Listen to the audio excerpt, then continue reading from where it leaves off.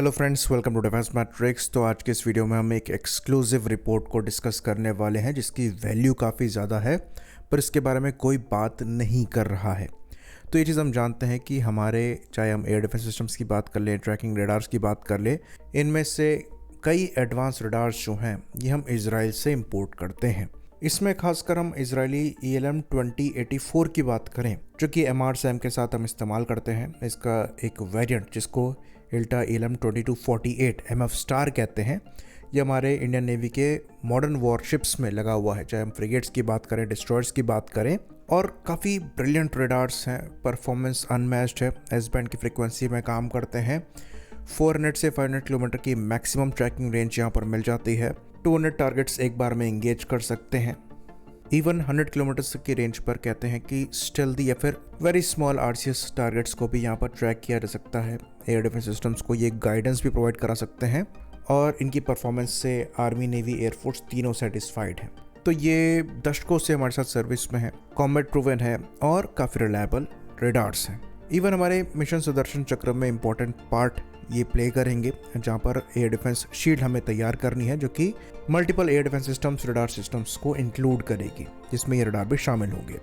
बाकी आपको याद होगा कि हमारे द्वारा नेगेटिव इंपोर्ट लिस्ट डिफेंस को लेकर निकाली गई थी, जिसमें हमने कुछ आइटम्स को सामने रखा है जो कि इंपोर्ट हम नहीं करने वाले हैं।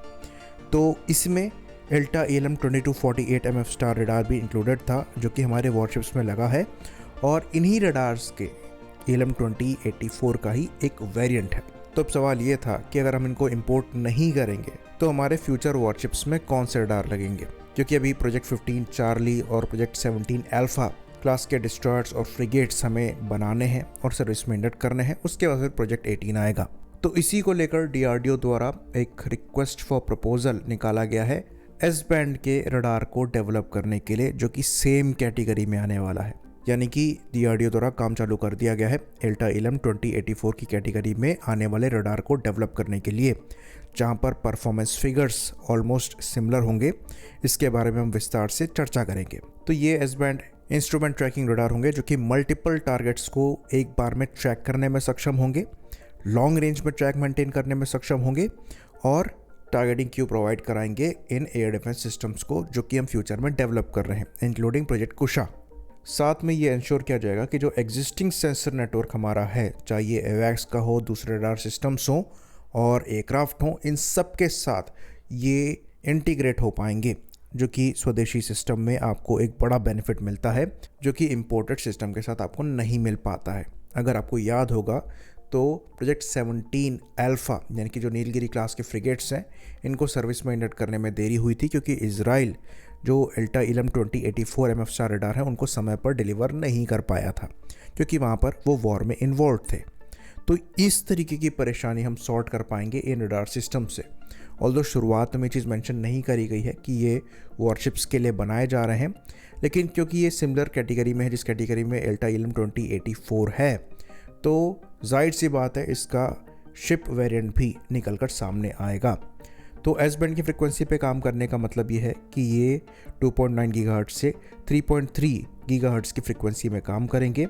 Solid state active phased array unit और डिजिटल बीम फॉर्मिंग टेक्नोलॉजी का यहाँ पर इस्तेमाल होगा।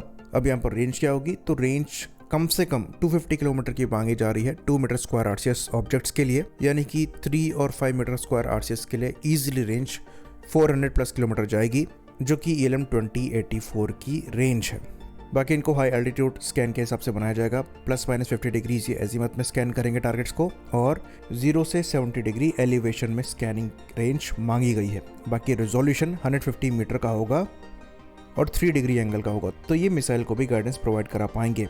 साथ में ये इंश्योर किया जाएगा कि ये लो RCS ऑब्जेक्ट को भी ट्रैक कर पाएँ और बड़े बैलिस्टिक मिसाइल जैसे टारगेट्स को भी ट्रैक कर पाएँ।